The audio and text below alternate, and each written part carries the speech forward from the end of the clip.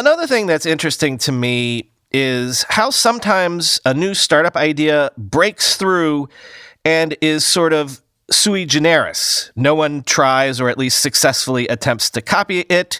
It just sort of lives on its own in its own little corner of the marketplace. But then other times, everyone kind of has the same idea all at once, like with ride hailing.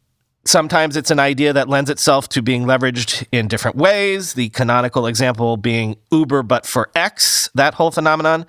But sometimes everyone just wants to clone the latest, greatest big idea. People forget this now, but after Friendster and then MySpace hit big, there was this entire generation of dozens of social networks, of which Facebook and LinkedIn were only two among dozens. And no one at the time knew which ones would take off and which ones wouldn't. There was seriously a time when it looked like maybe Bebo would be as big as Facebook. I'm not kidding. Anywho, I've never been able to figure out which ideas lend themselves to a Cambrian explosion of clones, but it certainly looks like Clubhouse is likely to be one of them. There are several Clubhouse clones bubbling to the surface, but today, sharks, let me try to sell you on Fireside, a podcast app where hosts can talk to fans live and monetize their conversations, rumored to be launched by the Shark Master himself, Mark Cuban, quoting The Verge. Alongside co-founder Falon Fatemi, Cuban is planning to launch Fireside, a next-gen podcast platform that facilitates live conversation, according to an email sent to possible creator partners seen by The Verge.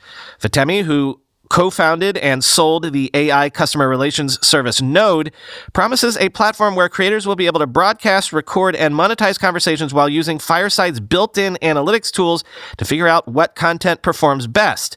The app, according to a now expired engineer job posting, has raised a multi-million-dollar seed round to get started.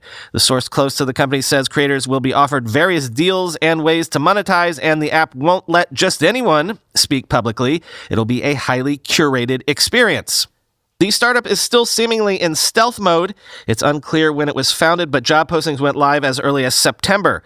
Fatemi left Node in August, saying at the time that she would be moving on to a new venture. She hasn't listed Fireside on her LinkedIn yet. Cuban and Fatemi previously collaborated on Node, with Cuban investing in the product. His co-founder status on Fireside brings him back to the audio space. Cuban and Todd Wagner famously sold internet radio company Broadcast.com for $5.7 billion in 1999 to Yahoo. Fireside's job posting claims social media has failed us by creating, quote, antagonistic echo chambers with mediums for communication that only further an outrage culture and business models that incentivize spreading disinformation, end quote.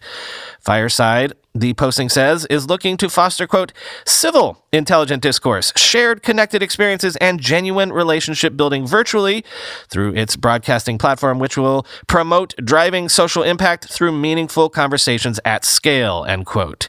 As part of that goal, Fatemi is reaching out to established podcast creators about founding Firesider spots, seemingly to build an initial roster of Fireside users, end quote. Hey, Fatemi and Cuban. I'm a podcast creator partner, potentially. We love to experiment with various new audio tools on this show, collaboratively with the audience, so get in touch.